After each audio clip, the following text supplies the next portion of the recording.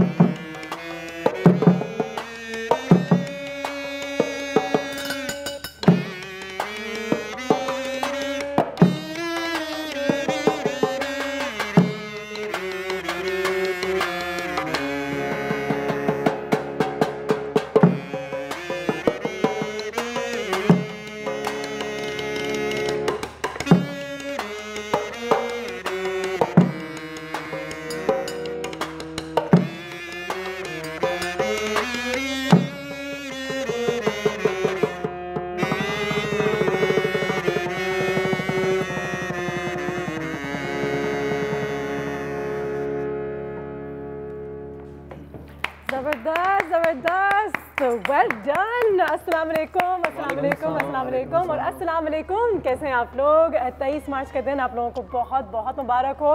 हमारे पास आज सुबह की शुरुआत जो है वो टेबल तमाशे के साथ ही हुई और परिंदे बैंड हमारे पास यहाँ पे मौजूद हैं। नफीस साहब पहले भी आ चुके हैं, क्या हाल है आपका?